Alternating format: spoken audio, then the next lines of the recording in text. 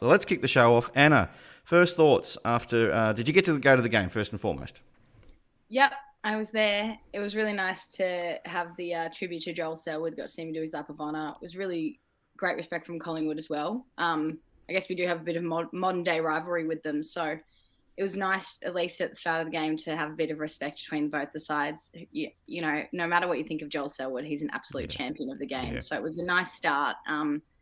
Great game until about the last quarter, I guess. So I was always on edge, but round one, there's a lot to learn. And as we've said, last year we were 5-4 halfway through the season, so I'm not worried at all. It's hard. It's you easily forget that we were 5-4, and we don't always come out of the gates. Well, not in recent years anyway. With 10-0, usually it's something like 2-2, 3-3, something like that. But I don't think there's much to worry about just yet. And there was some, clearly the boys faded a little bit after 3/4 time, and full credit to Collingwood.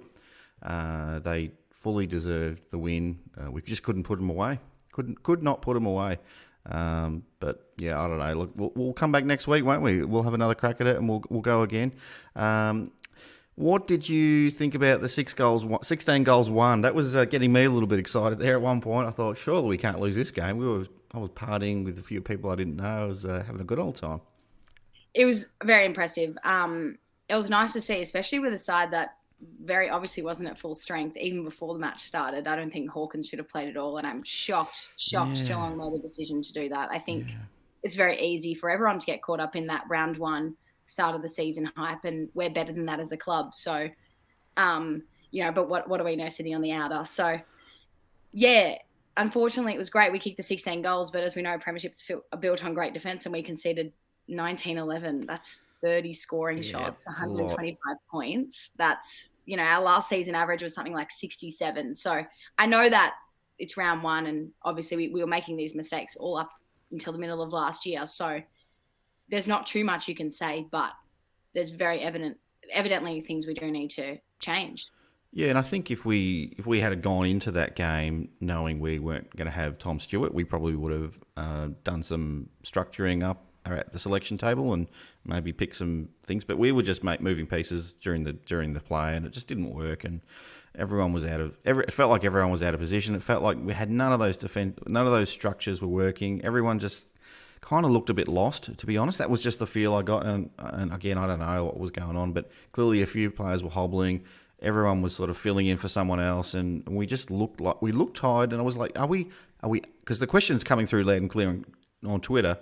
Is Geelong unfit? Now, I don't necessarily think we've seen enough of a sample size to say that yet, but I think we were working so hard to fix the holes that it made us look like we were really tired. I mean, that was my read on it, sitting there watching it at the game, that we're just expending all this unnecessary energy, and then when we've just lost. I don't know. That's the way I read it. Well, I just think as well, Collingwood again, Port Adelaide looked phenomenal. Brisbane looked terrible, but I'm fully expecting Brisbane to be right up there in the top 4 again, top 8 minimum, right? So I don't read much into that game, and I don't think many should read much into this, but Collingwood looks super fit. They had a bit more time off than us. They have a lot of revenge considering they had these really close losses. Yep. So that's fine. If they're on their path, we know that at this stage they're the benchmark. And if that's what we have to reach and exceed, we know how to do it. So, I think the round one benchmark, Anna. Good luck to him. I'm happy for him. Very, very happy for him. Now, you did mention us. Our defenders had to put up with 30 scoring shots, or Collingwood kicked 30 scoring shots. I thought Asava was pretty good considering the amount of ball coming into the defensive 50 and a few of those other defenders as well. I don't think... It just felt like it was the midfield and probably the holes in defence that were sort of letting down the defensive. I mean, everything didn't look great. At parts of the game, it looked fantastic. But that final quarter, we were just shaking our heads. Like, I don't know. How did you find Asava's game? I know there's a lot of love for Asava out there. Did you think, without giving away your votes or anything, but did you think he played reasonably well? Or were you like, oh my God, we've got to send him forward again, or we're going to drop him as well? So, there's a bit of a mix out there. Yeah, no, I think as well, one key point we need to realise, to know when Hawkins is injured, is that he was not making that effort to run up the ground. He couldn't do it. That's right. We've always had, every team has to fill holes. Naturally, injuries happen during the season, during games, whatever. Hawkins was not making that effort. He was unsighted, and that is unlike him, and that is not the Geelong way. So I know that he wasn't fully fit. That's right. Anyway, I digress. I thought Asava was fantastic. I think we need to keep in perspective he's still young. There's a very clear reason we have not traded him. I mean, look at someone like a Hawkins, and it took him years to come into his own.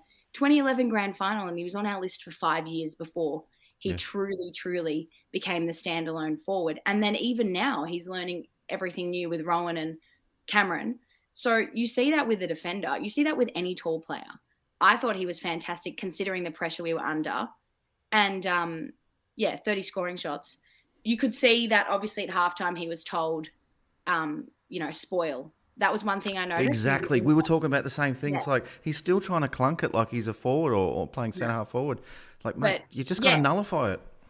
And he looked comfortable because he hasn't played that much, especially not on the big stage with this huge club who are very loud, vicious. You can feel the ground shaking, like whatever decision's made. So he absorbed the pressure. We didn't absorb all the pressure.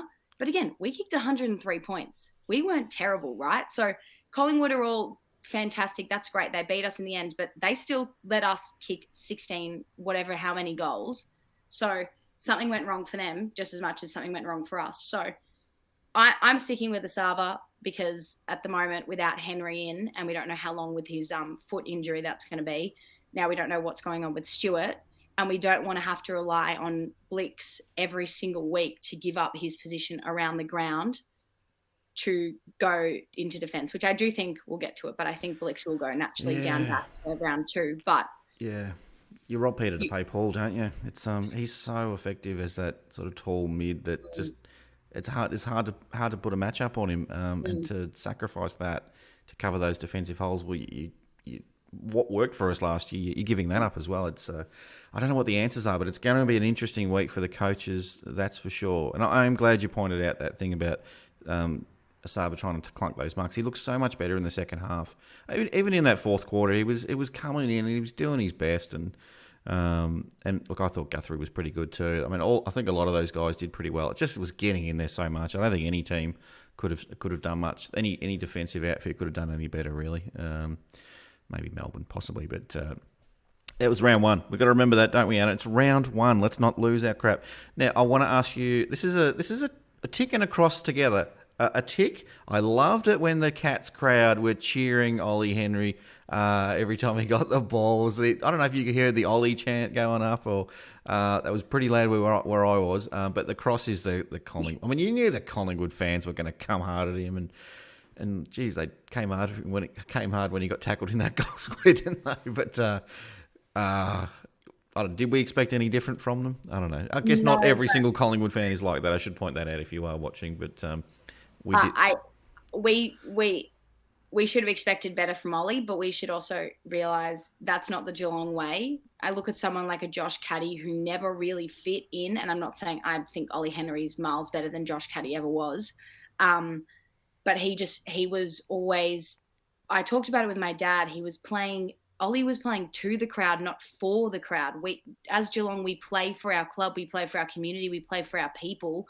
And you do that by just playing good football. We don't go and give it to me in the crowd. I'd just rather see my team win and do it in a humble way. We've always been humble champions. He will learn. You will. He'll learn the Geelong way. It's not. He's still got a bit of the Collingwood in him. We'll get that out of him, Anna. Don't worry about that. Yeah. So I think, and I guess touching on that with Tanner Bruhn as well, he was obviously not cocky, but he looked very lost. He's come from a football program that isn't built on a lot of history, a lot of tradition and champions, the way that you come into our club and you are expected to go up a notch. Yeah. You look at great clubs, I assume Collingwood goes up a notch at the moment. They're on a really good path. You look at Sydney, that Bloods culture is unmatched. We have the Geelong way. And when you come down the highway, you stand a little taller. You do things for not just your teammates, you do things for your club, because we are unique in the way that we, are the regional club. We have our own ground. We have our own fans. We play a different brand of football.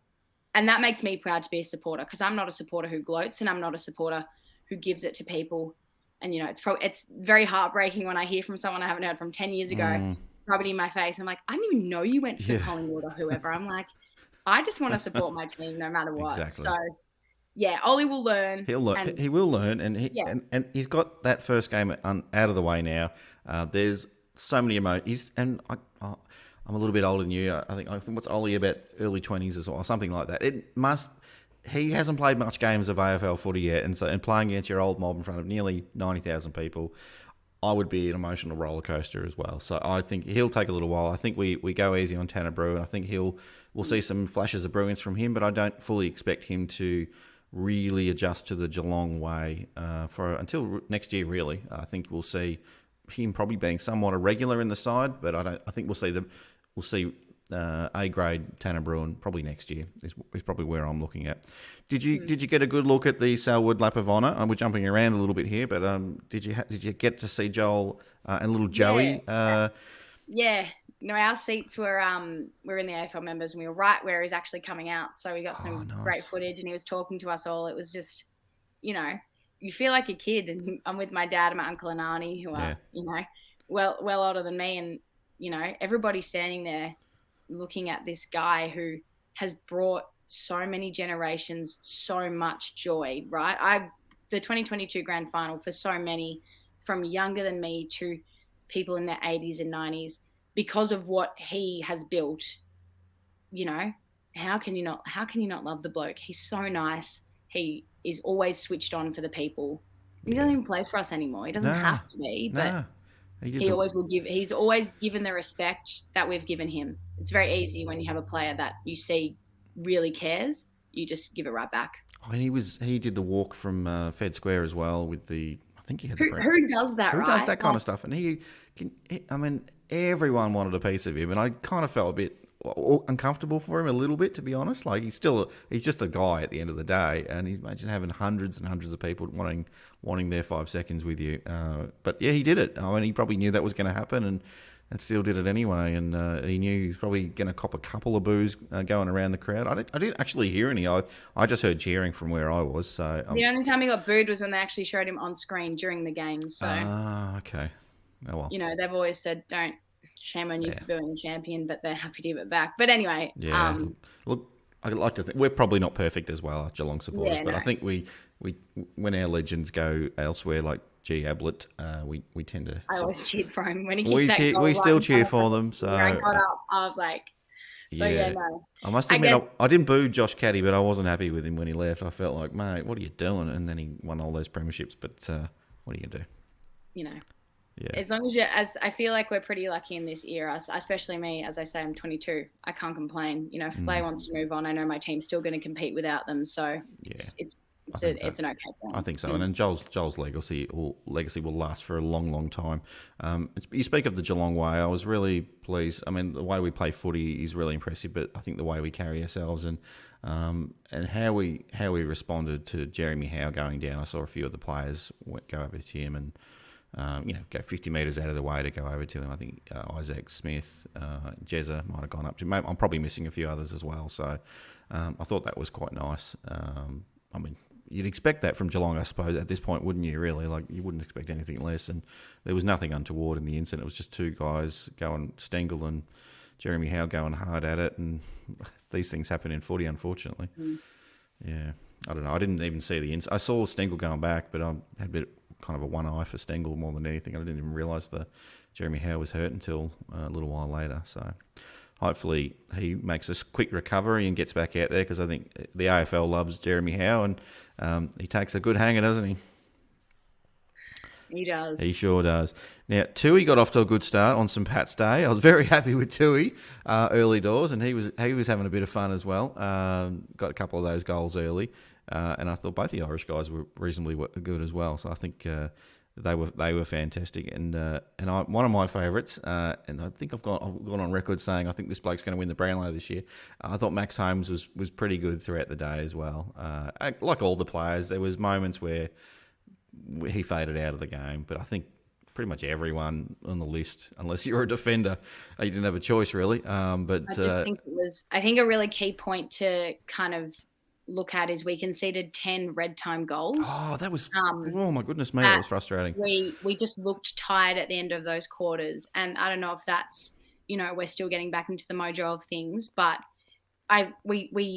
the same thing happened when we played Hawthorn on Easter Monday last year. We just faded away in that last quarter, and we faded away at the end of, we get a really handy lead, and then all of a sudden 1 or 2 late goals trickle in at the end of every quarter. Yeah. And at the end, that's what's going to cost you a game. So it's deflating. It's deflating. And I think what made it even more difficult was that our clearance work was pretty poor. Yeah. So when we were on, Collingwood were even more on. So it wasn't like every time we'd get away that Collingwood would be down and out. They'd very quickly fight back. Yeah. The Dacos boys were absolutely killer. Nuts. And I don't know how we let them. 2 players sat behind every single contest for the entire night. Yeah. And their setup was so easy to see. Their game plan was very easy to see. They never went down the middle. It was always down the side, and they'd have 2 or 3 guys. It felt like we were playing chasey. It felt like there were 15 of us and 25 of them. It did, didn't it? Everyone around me was saying, just man up. And I know it's not that simple because everyone's playing out of position and it's round 1 and you're still you've got a bunch of new teammates that you've never played with before, bar a practice match or 2. But yeah, Collingwood just seemed to have so much space, and credit to them. They were just so predictable to each other, and they were moving and they were spreading, and it was. If you're a Collingwood fan, you'd be loving what you're seeing, and it is round 1. You wouldn't want to get too carried away, and there'll be different styles of footy that you're going to come up against throughout the year. The other teams will see what Collingwood have done and try and figure out how to stop that. And you've just got to keep evolving as a footy club all throughout the year. And the best ones will still be there at the end and hard to beat. If you're not so good, if you're a one-trick pony, you get found out. That's just the way AFL goes throughout 24 round season, 23 games at least anyway now. So it's tough. I thought Reece Stanley was pretty good in the first part of the game. He had 12 hit-outs in the first quarter. I thought, geez, Reece is having a good one here. And he had that little premiership ruckman strut going, which I really liked. I don't know if he's done the strut before, but he was strutting away. Reece is pretty reserved normally, but I liked a little bit of pep in the step there. That was great. Tom Atkins, I didn't notice too much in the first half, but he really came alive in the second half. So I got a lot of respect for that. When the chips were down, he just kept going and going and going, whereas some of the other boys were fading. One of the difficult things with Atkins is that his speed isn't his strong suit, which many teams found out last year, but he became that clearance bull. He became the, under player who just could keep his feet and get the ball out. Didn't have to be quick, but he was big enough and skillful enough to move it. And he was all right. I mean, we didn't win, so it was hard to, and especially with our midfield losing a lot of the footy, I just looked at that and I was like, you got found out, unfortunately, because how quick Jack Crisp is taking clearances, who's double his size, but looked a lot fitter. Yeah. And when, obviously, speed isn't your strength, you're going to be found out a lot quicker. Those Dacos brothers could run 20 laps of the G without breaking a sweat. Yeah. So it's hard when the game of football is from that Bulldogs 2016, play on at all costs. Really, it was ugly. Let's be completely honest. It's ugly. Play on at all costs, kick the ball on, tap it forward, rugby like football. Richmond adapted that. And now Collingwood are playing that. And look, it's working. It worked for them to make it all the way to a prelim and only lose by a point last year. So who's said they can't go one more? Yeah, well, they're showing all the right signs at the moment. I think just the final point on Tom Atkins, I think he probably comes into the game a bit more when the speed of the game slows down a bit. So when late in quarters, second halves, I think we'll see a lot more from him. Brian Myers he's just constant throughout the whole game, so he's a slow builder as well. So there's a few positives to take out of the game. I think Isaac Smith's getting better with age. He's a fine wine. He's almost had 2 best on grounds, really. Close to it anyway. People might say Paddy was the best on grand final day, but Isaac Smith's had some pretty good games lately, if you back end it there. So now, a couple of the downsides, a couple of the crosses that I sort of thought about was clearly we have to talk about Tom Stewart. This is the big one. And I don't know. When I saw it straight away, and I think Geelong was streaming forward at that point, and maybe it wasn't picked up by everyone. But I thought, oh no, he's grabbed for the knee. This is curtains. What's the latest? What have you heard? What's the latest time frame for him to get back, or do we not know yet? Nothing's been said. Obviously, we're heading to a weekend, so he would have had scans, but Geelong will not say anything till Monday, even Tuesday. Chris Scott seemed hopeful in his press conference, saying it could be 1 week, could be anything. But, in my head, I'm bracing for a big chunk without him, which is just devastating. I think the way Chris Scott spoke about, because obviously Stewart wasn't the only injury we had on the night. I think the way Scott spoke about the ground and things in such a way that was, he's very good at speaking. I really admire his football brain. I admire the way he can navigate the media. But it is something, if we won that game, I know he would have said the exact same thing about the state of the ground. And that's a workplace. If your workplace isn't safe, you're going to say something. So if that costs him time off, where he can't be doing his job, that's a massive, massive point. That's a massive issue. And people can go, oh, nothing happened in the Carlton-Richmond game, but you were there at the ground. I was there at the ground. Mm-hmm. You could see it on the television. That was not AFL standard. That was not up to standard. No, and if that's going to, you saw what it's by himself. It was devastating. And that's the worst way you can go down an injury, when you haven't done anything wrong. You haven't put yourself in a dangerous way. Yeah. You haven't competed on a body. You haven't gone for a stupid mark, and it just happened. It's just, it's devastating. In the first quarter of the first game of the year, when I hear a coach say we're hopeful, I read that as it could be anywhere from a couple of weeks to 12 weeks. Hopeful to me means he probably won't be out for the whole year. It doesn't sound like a season-ending injury, but half a season, it really does do something to your list over the course of a whole season, really, and then you've got to find your way back into the team. So, look, hopefully, everything I'm hearing is that they're relatively feeling positive about that it won't be a half a season type of thing. I don't know anything more than that, and I don't think really anyone will until he gets a few weeks of rehab or whatever it is, not rehab, but some treatment into his knee. The Connings are the other one that was a bit of a concern there. He went off. I'm thinking, what is going? We're losing all our absolute stars. And once they all came back on as well, it was just they were not themselves naturally. So it's like, maybe don't go too hard, because we just want to see. We don't want you to come out at 100%, because we're still umming and ahhing about whether you should even go out there, really. And then I think Tyson Stengel went down at one point and came back on, and I think even Isaac Smith was wringing his arm, like he had got a wrist or something at some stage. We were copping it here, there, and everywhere. It wasn't great.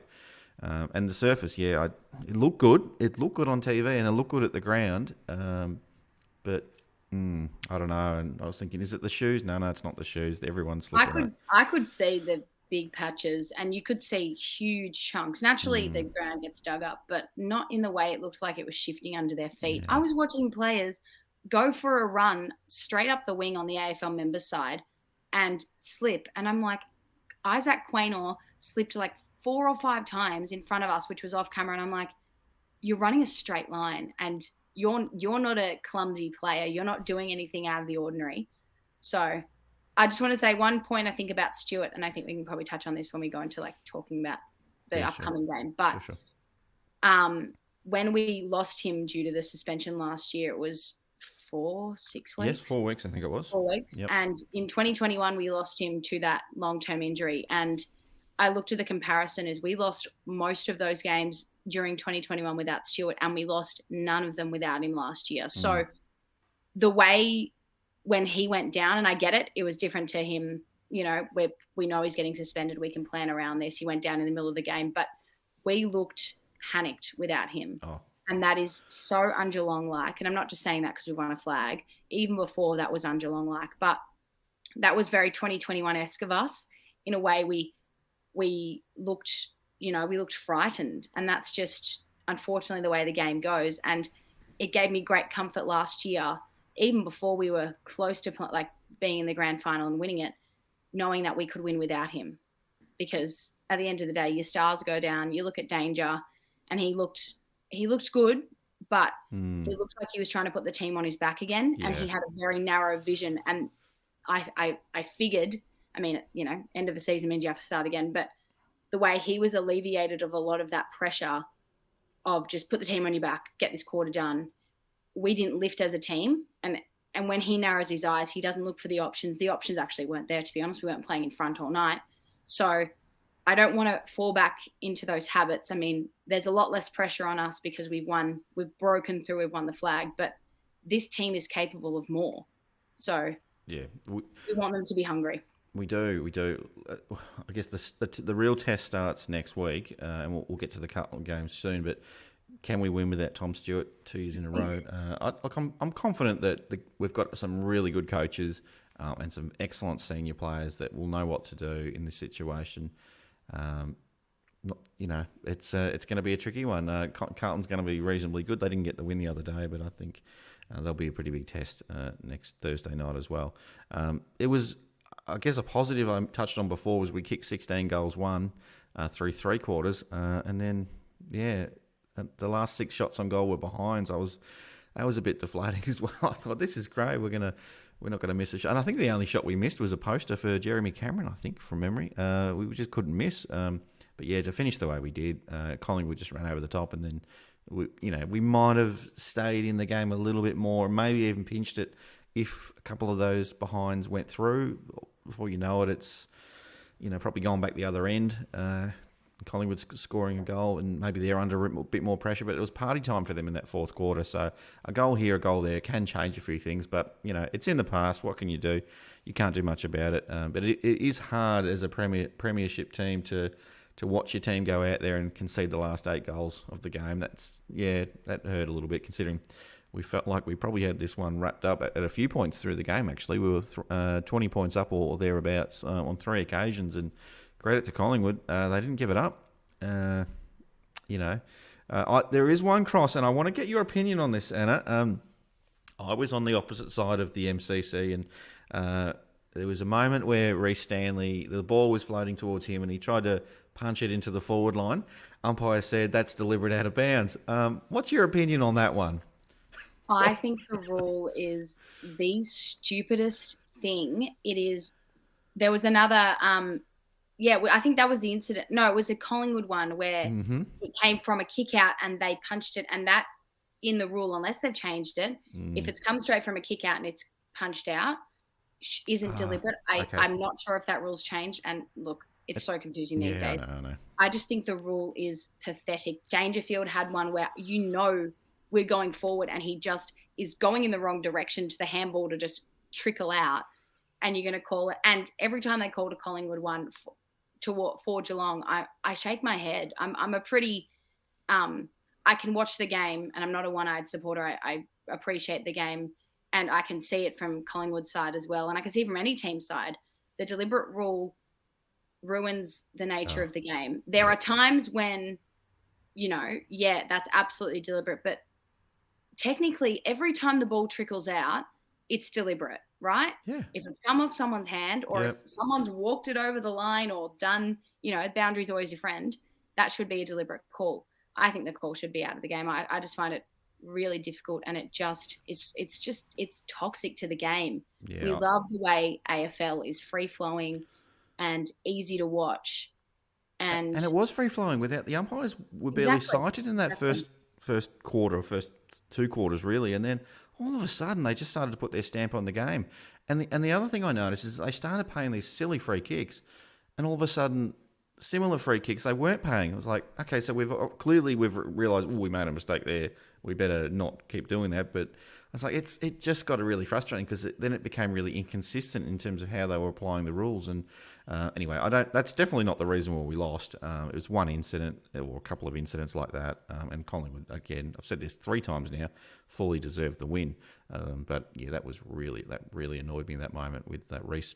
I actually thought he did a really good thing, trying to get it back into the 50 metres and not take possession. Just do the simple things well, Reece. That's what we want you to do. And he got penalised for it. And I thought, gee, Matt, poor bugger. I mean, he's playing really well. All right, the MCG turf, we've talked about that. Hawkins, you mentioned, I thought he looked really slow, really, really slow. He still had a lot of good forward craft. One moment there where he took a mark on a lead where he sort of moved his body one way and at the last minute came back just to sort of protect that space. It's like, Tom Hawkins, he could do that. He's just fantastic the way he does that stuff. I didn't like, and I hope you weren't one of these people, Anna, I didn't like people leaving the ground with 15 minutes to go when we were a couple of goals down, because they thought, they'd seen enough. This Geelong's conceded 6 goals. Oh, no, come on. We've just won a premiership 5.5 months ago or whatever it was. You can't anyway, I know people... I understand in some instances, my dad never let me go to watch Collingwood or Hawthorn games when I was a kid because of the abuse. And we're very fair. Like, we are very fair supporters. We don't abuse. We don't boo. I think booing's one of the most disgusting things in the game. These are human beings. Relax. Yeah. It's a game of footy. We're lucky that we can sit here in a free country and watch footy, no matter your gender, your age, your size, where you're from. Like, we can sit and freely support a game sport. It's a game, people. Goodness. Yeah. So no, I've always been taught, and I've been very lucky because I've seen many more wins than I have seen losses. So you support the players in the rain, hail or shine, to the end. And as much as, of course, I was more wanting. We left on the siren. As siren went, we got up and left. But it's more because you'll cop abuse no matter what you do. It's more, I don't want to sit on the train with these guys. And it's just part of what you do. But yeah, you got to get through and support. And at the end of the day, I went home and kissed my little premiership cup and went to bed, right? So, you know what I mean? We need to see that premiership cup on camera one day, by the way. If it's not within arm's reach or anything. Dad wants to take it down to Cardinia Park in round 6 and very nice. go and give it to everyone for photos, which I think is hilarious. I think is it the full replica size, or is that like 30 centimetre version of it? We've got all the 4 little ones sit under the TV. Oh, nice yeah. To have a nice I think I've seen a photo of that, yeah. Yeah, so that was given. We'd get that straight away, and then actually got it as a Christmas present. It was a complete surprise. They got me the full size one, which I thought was hilarious. But it was a hoot at Christmas because got a lot of Geelong supporters, a lot of Carlton supporters in the family. So it was actually really fun, and it's the same weight. It's 3/4 size, but the same weight as the membership cup. And I've luckily held all 4. So wow. I mean, it sits under the TV. I don't know where I'm going to put it when I eventually move out, but it'll be with me wherever I go. And I guess if we win more, I'm going to be getting more big cups, I guess. Under the pillow. I want to get a little one for somewhere behind me here on the shelf. I think that might be classy. That's right. It's classy. You got to. I don't know if I can afford 4 of them. I think I'm looking at the $300 versions, but maybe just the 2022 one, or I don't know. I've been to 2 grand finals. Maybe I should get the ones from the 2 grand finals that I've been at. So. I don't know. All right, so a couple more crosses before we move on to some tweets of the week and things like that.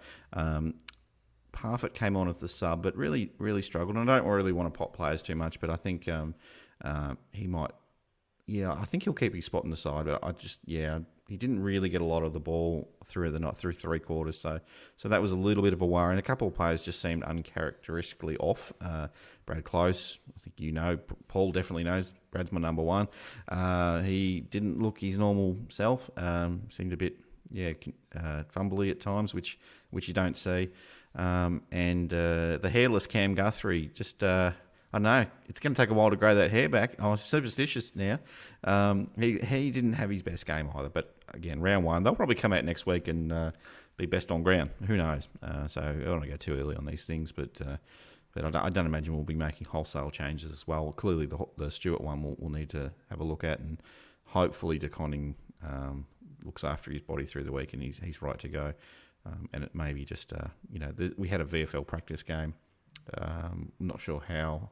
Or a few of I think the boys just fell short in that one. I'm not sure if we've got an obvious replacement for a Tom Stewart. Well, clearly no one that's up to his standard, but a key defensive role or sort of even a wingman role really now that Stewart's in. It might be. I feel like it's more moving the pieces on the chessboard than anything else, probably for next week. But yeah, and I don't know. I just. It was just an uncharacteristic night, but I think if we just focus on the negatives, and I'd like to start with the positives like we did, because I think there's more that came. The fact that we still kicked 100 points, which I think you said, and it's probably more that we conceded 125. That was maybe the issue, but I think we're going to be okay moving forward.